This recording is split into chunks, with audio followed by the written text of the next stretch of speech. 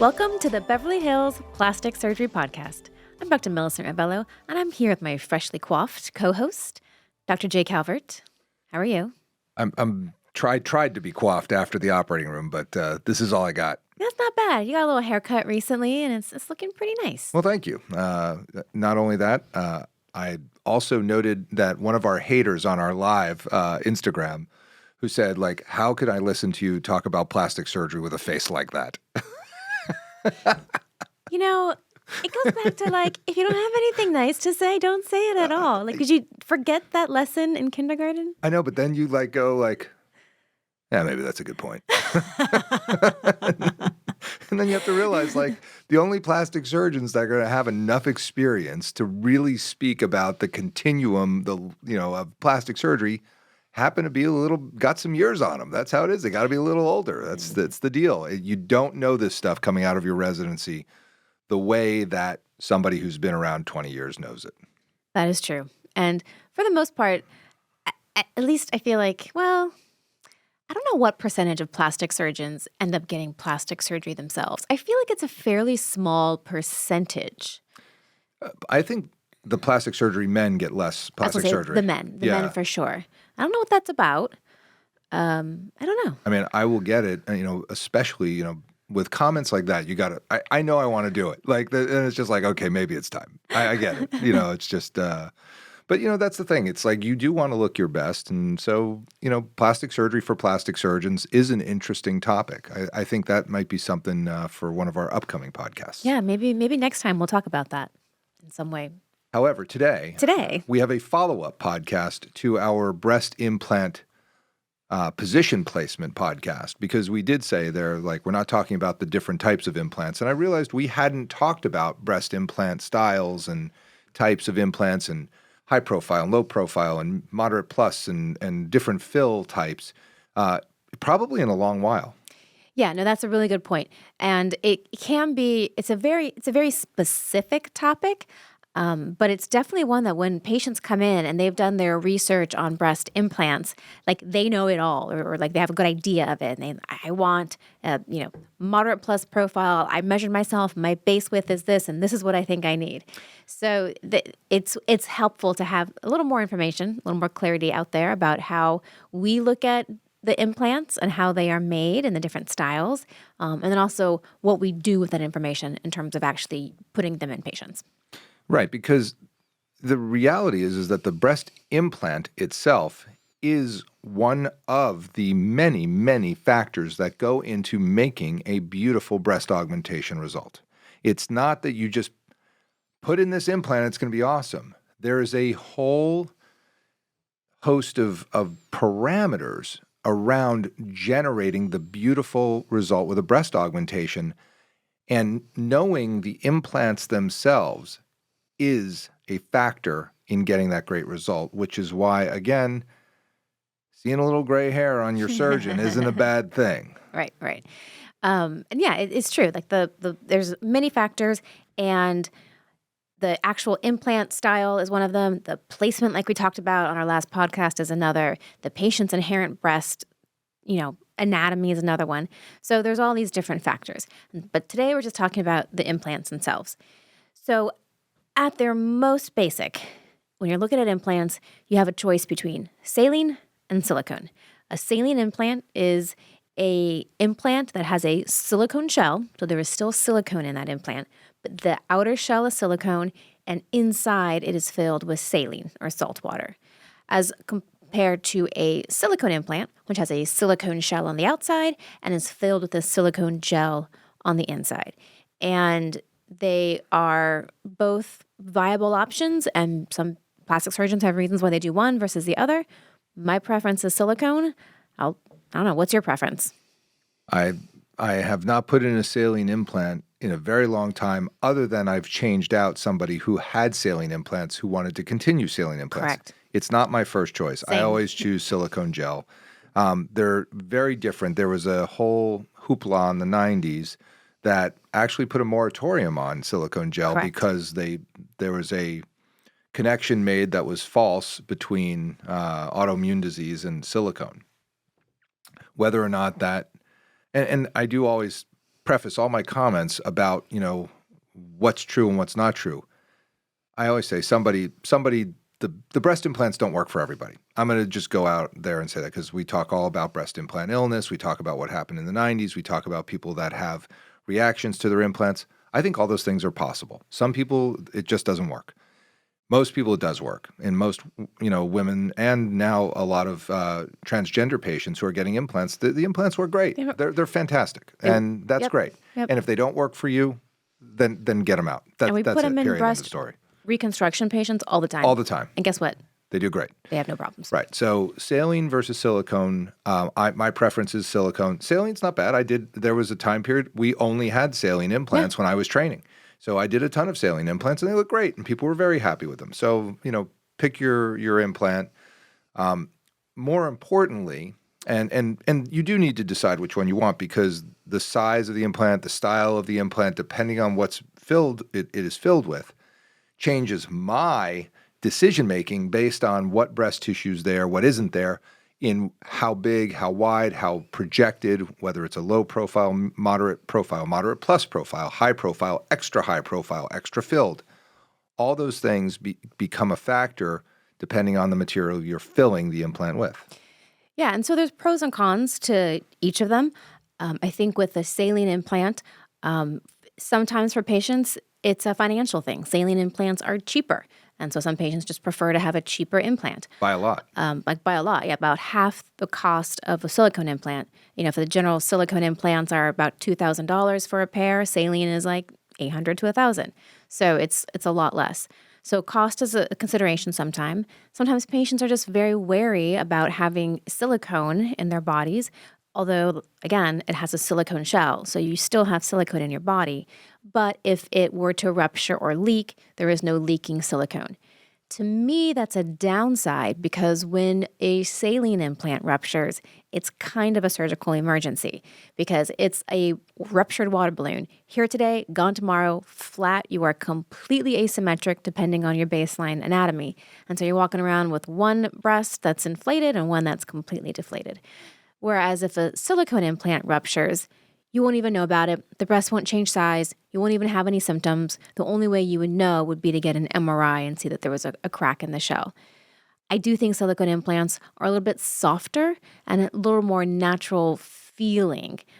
So that's my preference is for the silicone. I think that they just have a better, profile overall in terms of how long they last and just in terms of how they feel and how they look. For sure. I mean,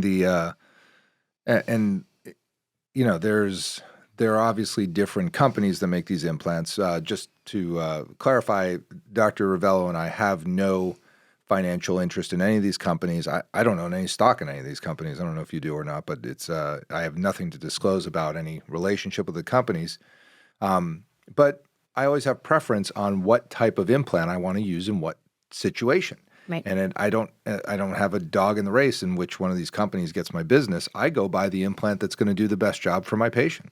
Yeah. And sometimes it's Sientra. Most of the time it's Sientra. Quite honestly, I like those implants the best. But sometimes it's Allergan, and sometimes it's the Mentor implants. And it's and soon to be, very soon, I think we will have Motiva implants, which I got the great pleasure of using in Dubai, and I really like those implants. Yeah, so right now in the United States, those are the three that we have, Mentor, Allergan, and Sientra. And we can kind of go through the different ones that they have as availabilities in terms of their ranges. I do think it's interesting to note that Sientra, which is the newest company to make implants, although they've been around for at least over a decade or so, they do not have saline implants in their repertoire. At all. They don't make them. Oh, that's right. They're like, we don't make them. We don't think they're a good product. We don't want to put a new warranty on them, so we don't make them. So if you want a saline implant, you're looking at Allergan or Mentor as your saline implant provider. So we're going to segue now and just talk about silicone implants going forward. The silicone implants back in the 90s, when people were having problems with the silicone leaking into their breast tissue, going to their lymph nodes, that was a very runny, liquidy silicone. We've had a few generations of silicone implants since then, and the current generation is more like a silicone gel. And it has what's called different levels of cohesivity. Cohesivity just being sort of like the thickness or the gooiness of the gel. And back in probably 2014 or something, Allergan came out with a term called gummy bear. And gummy bear referred to the highest level of cohesivity that Which their sounds implants delicious had. Sounds, also. who doesn't want to have gummy bear implants? Sounds so tasty. No, no, no, no. I love gummy bears. Can I take a nibble? Yeah, like who doesn't want gummy bear implants? But all it meant was that their gel is similar to a gummy bear. If you were to cut a gummy bear in half, that gel on the inside is not going anywhere. It's not leaking outside of the capsule. It's not going into the breast tissue. It's not going into the body. So that's why it's called a gummy bear. But since that, all implant companies have adopted some version of a gummy bear implant. And it just refers to a silicone gel that is more cohesive and less runny than previous generations. Right. The thing about the cohesive gel, the way you can think of it is if you were to cut the implant in half, there's nothing leaking anywhere. It sticks together. It's cohesive. And the gummy bear implants, interestingly, are my least favorite implants because they're like rocks. Stand them. But they were the original. They were the original. And since then they backed off on the cohesiveness. Right. And I think they've kind of got it dialed in now, especially like Sientra. I just think, I think the Mentors are a little too soft. The Allergans are a little too firm, and the Sientras are just right. And that really is. And there are times that I want Mentor, and there's times that I want Allergan, and they're very. If somebody is like a capsule former, for instance, they form capsules all the time. They've had 3 rounds of capsules, and they're coming to me with kind of firm tissue to begin with, and I've got to do a capsulectomy. I may think of Mentor for them a little bit more than I would Sientra or the Allergans. Even though I will say this, according to the data, the Sientra has the lowest cap-con rate, but I'm trying to balance that against and I haven't had like a massive amount of capsular contracture with Mentor versus Sientra. To me, in my book, it's about the same. I have a different experience with Allergan, but that's my experience. I don't know what their data says. You can go whatever. But with Allergan, it seems to me I've had a higher capsular contracture rate. It doesn't mean anything. It's just my experience.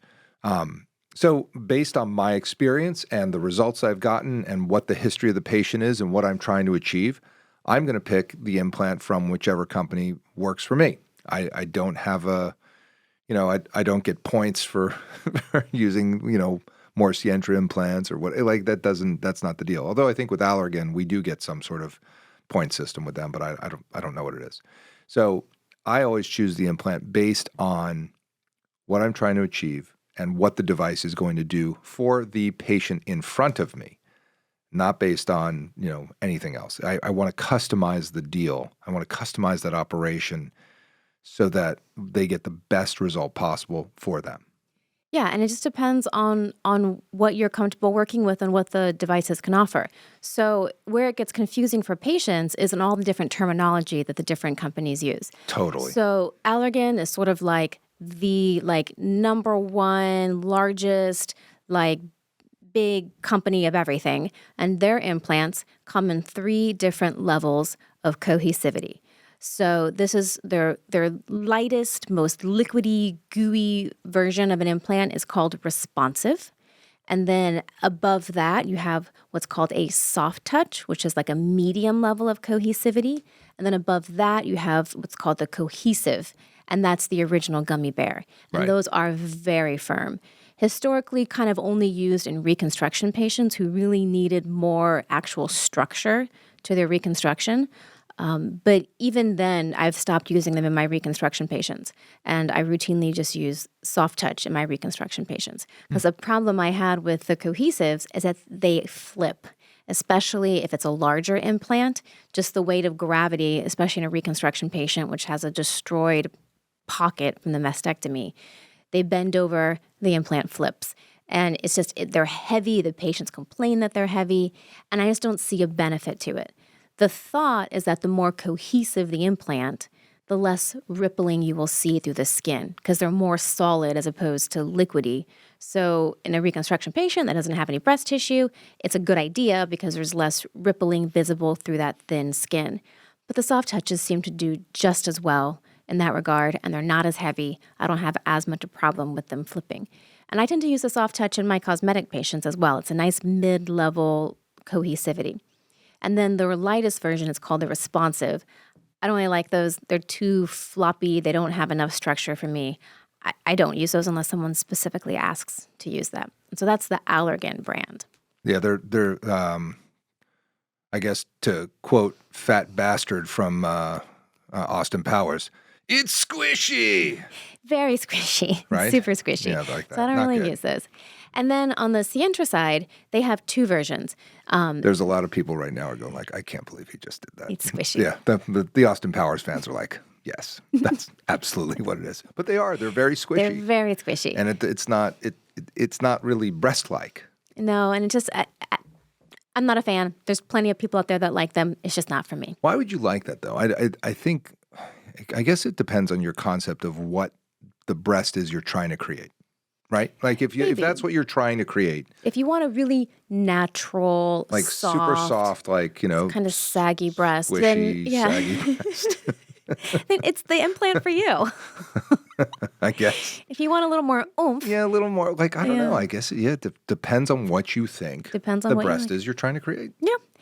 And so then the Sientra versions, they have two as opposed to Allergan's three. They have two. There's the generic HSC and then there's HSC Plus. The HSC Plus is sort of equivalent to the Allergan Soft Touch. It's that mid-level cohesivity. The HSC is equivalent to the Allergan Responsive. It's that lower level of cohesivity. They don't have a super high gummy bear version. They just have the two. I think they just stayed away from that because the flipping and the firmness. And by the way, I've had patients who come in with that flipping, and it's like it's the worst. And it's like, can you flip it back? I'm like, I'll try. It's really hard. It's really hard. So flipping I think I have a video of that implants. actually. I think I have a video of that flip that might be helpful for our listeners. I'm gonna see if I can dig that up. Cool. Yeah, right. that would be very helpful. There's no way in hell I'd be able to get the actual flipping on video because you can never predict when it's going to flip on you. No, but I think I have it flipped and I show it because the flat side is to the front. You show what it looks like. And then I have a video of how I flipped it. Yeah. Which is brutal. Disturbing, I guess, Yeah. at best. And then to see it back normal, you really can tell the difference. Yeah. And so maybe people who have those might be interested. That's a very cool video. But so that's the Sientra line. And then Mentor is different. Mentor never really got super into cohesivity levels. They didn't so much change their gel formulations over time. What they did is they said, so we're trying to make implants that don't have rippling. Let's just overfill our implants with more silicone, and therefore there won't be any rippling. But they didn't actually change the formulation of their gel. So Mentor has overfilled implants, which is sort of their version of an Allergan Soft Touch or a Sientra HSC Plus. And so that is what's inside of your implant.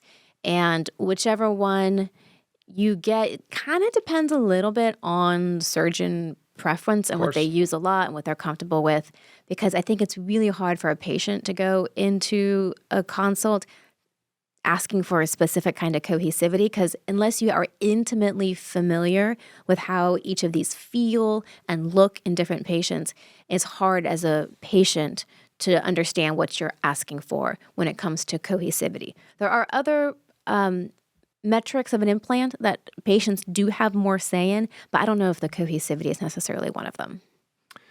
Yeah, I mean, this is where the internet becomes dangerous because, there are times when patients will come in and say, this is what I want, and I want you to put this in. And I'm like, well, that's not really the best thing for you. And, no, it's what I want. It's my friend has it, da-da-da-da-da. Right. Not understanding how much individual variation there is in breast augmentation surgery. And this is my message all the time on any of these podcasts we talk about breast augmentation. This is not an easy operation. It is not. It's not. People think it's easy, and it is not easy. And it's easy to do from a surgical standpoint, but getting beautiful results, like the results that, my my fitness model and bodybuilder population want. No, it's not easy, and the demands are high, and I get that. So that's why I spend so much time trying to pick out the right implant, pick out the right level of cohesivity, and to pick out the right base width for the implant and the right projection. And I had a patient recently that came to me from Northern California, and we talked about high profile, high profile. I brought her into surgery, I made the pocket, put in the high profile implant, and it looked terrible. It just looked like to quote my patient, it looked like torpedo, and it was terrible. And I switched to the moderate plus, and afterwards she was like, "Oh my God, we didn't talk about that." And I was like, "Well, I said I would use the right implant for you, and this was the right implant." And sure enough, they look beautiful. She's like, "Oh my God, I'm so glad they don't look like torpedoes." I was like, "That's right. You didn't want that. You wanted a beautiful, natural look." And the implant that we talked about, which seemed to be the right fit based on our exam, the evaluation, base width, all the things we did, the chest wall shape, it seemed like that would be the right thing. But then once it was there was too much breast tissue overlying it. There was too much projection. It was not what we wanted from, these are the photos of the people that I want to look like. Yeah. And so that's why you have to change. And so having the experience to see where to go with these operations is really important. And that's why I just need people to understand it is not like my friend got this, I want this. No, she's 5'7", you're 5'3". She weighs 190 pounds, you weigh 120 pounds. This is a totally, totally different operation at that point. Right. It's the difference between ready to wear, buying it off the rack, and haute couture, tailored for you, if you will. Yes. And I saw you had a visit. Did you go to your tailor or your cobbler today? I went to my cobbler today. So there's always There's always one or the other in any given week. On Wednesday, there's usually some trip to some sort of couture moment where there's something needs to seamstress, whatever. I saw you going out. I go, I bet she's going to the seamstress. I was busy operating, but there you go. But what you touched on, we should kind of break down a little bit. You're talking about profiles. And so that is definitely something patients come in requesting specifically. And what we're referencing here is the profile of the implant, meaning how far it projects off the chest wall. So if you are looking at a patient from the side, how far does that implant project on profile? And again, it kind of ranges between the various brands, but to keep it simple, you sort of have, Allergan has lots. They have low, then they have low plus, and then medium, and then high. Sientra has low, moderate, mod plus, and high. And all of that goes to say, if you take any given volume of silicone, so say you have a 300 cc cup of silicone, and you put it into an implant shell, if you have a moderate profile implant shell, that 300 cc's is going to be spread out in a more wider direction and less in a forward projected position. If you pour the 300 cc's into a high profile shell, the width is going to be narrower, but it's going to project out more. So it's still the same volume, but how it's distributed is different. And it gives very different looks, very different. So a moderate profile implant is going to be a very natural breast look, as opposed to a high profile implant, which is usually a very augmented look. And so a lot of it just depends sort of on the spectrum of where patients want to end up. And what they're starting with.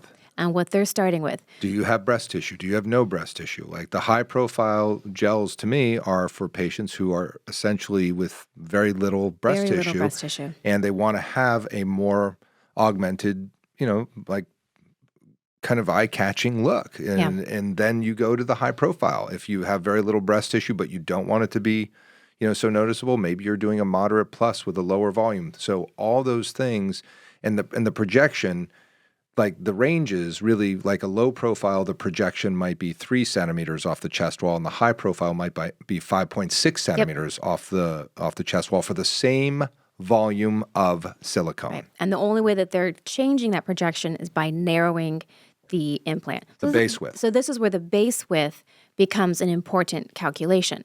So if you have someone that has maybe, and a base width is just basically the width of any given breast footprint on the breast. So from like the side of the chest wall to the midline where the breast sits, that's your base width, and it's measured in centimeters. So if you have someone that has a larger base width and doesn't really want to have large implants, then there's someone who may be more on the moderate plus category, because you can get an implant that's wide enough to fit them without being overly large and projected. Versus if you have a very skinny woman, she has a base width of, 11 or 12 centimeters, you're going to need an implant that's a lot smaller in a width, and then you can vary the amount that you put into the implant. So I usually am in between moderate plus and high profile, just depending on what the patient wants. In a blue moon, I will put in a moderate, and that's usually in patients that just don't want anyone to know they have an implant in. Yeah, I mean, you're using implants for different purposes, right? Some people have beautiful breasts, they just want a little more volume. Then a moderate implant will just add volume. Yeah. And it'll spread it out over the base width of the breast. That's great. But if they want to, like that same breast, they might say, I want people to see this. I want an augmentation. Then you're going to go to moderate plus or a high profile with more volume, and because you need it to be narrower to fit into the breast. And these are the factors that are elusive to, I think, some surgeons and patients in terms of generating the beautiful result, which once again brings us home to the statement, look at the before and after photos of your surgeon, because that is what they will do for you. They will produce, their eye goes to a certain result that, if you look and you say, boy, every one of the surgeon's implants are really far apart and there's a lot of space between the implants, and I like that, then you go there. If you say, boy, this surgeon has a lot of cleavage on his patients, their implants are close together and they look really great because I love cleavage, then you go there. But you have to look at the before and afters, because the style is generated by their understanding of what beauty is and what breast beauty is and what their patients are asking for. It is so clear to me who has done certain augmentations because they have styles. All of us do. Yeah, it's just inherent in what we think makes a beautiful breast or what we like. So there is definitely some surgeon variability in terms of what implant styles and profiles they prefer to use. And then once you've sort of looked at what kind of implant you're going to have and what level of cohesivity and what profile, then you can sort of really talk about like what size you're going for. And that's loosey-goosey, and that doesn't really have... it's really hard to come in and say, I want a 325 implant, because that 325 implant on you is totally different than that 325 implant on a 6'4" person. So that's where I really like pictures. You come in with a photo and show me the size you like, and I will translate that to what that means for your body. If you're a 5'1" girl or a 5'10" girl, you're going to need different sized implants for the same look. So that's where a little bit of back and forth with the surgeon talking about what would be a good size for you combined with photos is really helpful. Yeah, and Whitney Johns just put something out. I guess she had, say, ask me anything on her Instagram type thing. And somebody said, what size are your implants? And she kind of said, well, I got to go through this because the size was something that I never thought I would have. And, if you remember, we had Whitney on the podcast, and she's like 5'9", 5'10"-ish type of a woman. And, when she came in and she had a very, poor setup with her implants. And I think they were like 325s or something, 350s. And they weren't awesome. And I said, well, you probably need about a 600 cc implant. And she was like, what? She almost ran out of the office. Yeah. And I was like, it's around that neighborhood, somewhere 500, 600, maybe 650.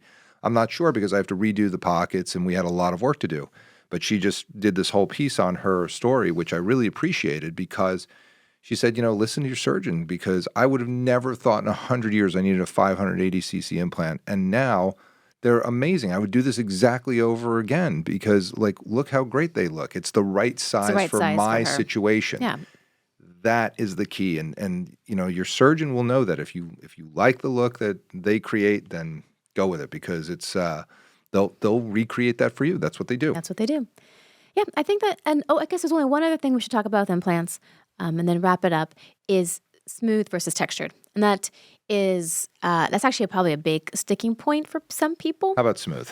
How about smooth, right? So what are we talking about here? So we are talking about the outer coating of the implant. And this can go for saline or a silicone implant. It's the outer shell, the silicone shell. It can be smooth, which is exactly what it sounds like, smooth, slick silicone, or it can be textured. Textured kind of has like a soft, not even soft, but like a Velcro-y textured surface.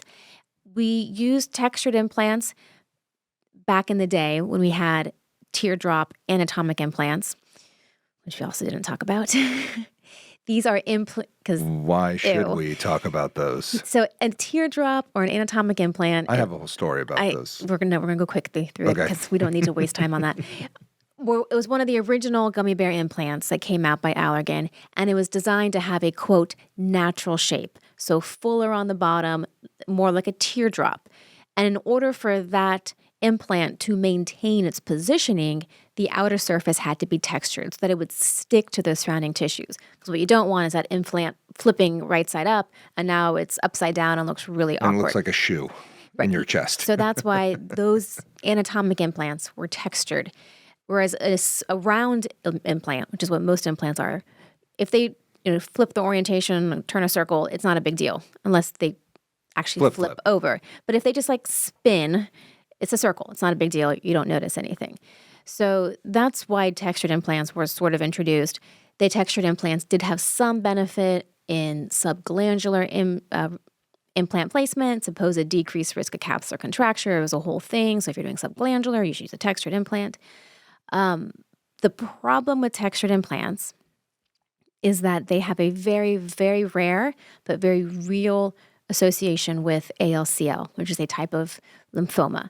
And even though the numbers are less than 1,000 in the United States to date, it is still very much a real cancer. And to this date has only ever been associated with textured implants. We have never seen an incidence of it with a smooth implant. And the thought is that it has to do with sort of the friction that's generated and the amount of biofilm that's around the implant and tucked into those different little holes and crevices. To the extent that Allergan, the big implant company, took all of its textured devices off the market because out of the 3 implant companies, they had the highest incidences of ALCL in their textured devices. So they took them all off the shelves. For that reason, I don't use any textured devices ever. It's not worth it to me to have that even potential associated risk. Like, why would you want that? And they just don't really serve as much of a purpose for me, except in a subglandular pocket. It would be nice to have a textured implant, decrease risks of capsular contracture. But even then, it's not worth the risk for me. So I just do a smooth in that case. But with the Motivas that will be coming out hopefully soon, those are a nano-textured device. And they're supposed to have a lot of promise for that situation. Well, they're not even calling it texturing because the texturing process is very different. The way that I think Motiva is calling it something like, I don't know, they had a different They've taken name the for texture it. out of the name. Because they aren't textured. They use some sort of laser process to carve the outer shell which makes it a little bit of a rough surface, but it's very different. And in terms of capsular contracture, they're the lowest. I mean, that's by far. It's not even close. And the data is great, and the implants are great. And I put a bunch of them in Dubai, and I really like them, and I cannot wait to get them in the U.S. And I think, since they're not using a chemical coating process, they're using a laser. There's not going to be that increased risk of any kind of cancer, let alone this very, very rare form. But I just haven't put a whole lot of textured in either. I mean, I think I had to use one set one time in Dubai because that's all they carried. And they carried it because of the lower risk of capsular contracture. It was a Mentor implant. It wasn't Allergan. And the Allergan ones are the only ones that had that super high incidence, which is also extremely low, period. It's like all comers, we're talking about 1,000 cases, but still, it's a case. I wouldn't ask for it. It's like, me neither. It's like talking about the hockey podcast, one kid loses his life because he's not wearing a neck guard from a skate that cuts across his carotid artery. I'm wearing a neck guard. You have a risk of getting cancer with these textured implants. I'm not using them. Not using them. That's it. Yeah. It's like you don't. If you know that you don't need to do it, then don't do it. And I've used the smooth silicone gels for so long; they're amazing. But it's everybody's going to do what they do. Every surgeon's going to have their own opinion, their own way of Yeah. doing it. So that's why the communication between the doctor and the patient is so key, because you want to get the best results possible. 1,000%. So I thought this was going to be like a little podcast, but like we ended up going through a lot of stuff. So There's a lot to consider, there's a and this lot is to why breast consider. augmentation Yeah. is not simple. And Yeah. I just think everybody should get that out of their head, that it's an easy procedure and you should go to the lowest bidder for it. I don't think that's correct. No, not at all. Go to the surgeon whose results you like, who you speak with and makes sense to you, and that listens to you and understands what you want, and then works with you using all of their knowledge and abilities to get you what you want. That's the idea. It sounds good. Okay. Anything else? No, I think you should take us out. Okay. Well, then this is the Beverly Hills Plastic Surgery Podcast coming to you from the 90210.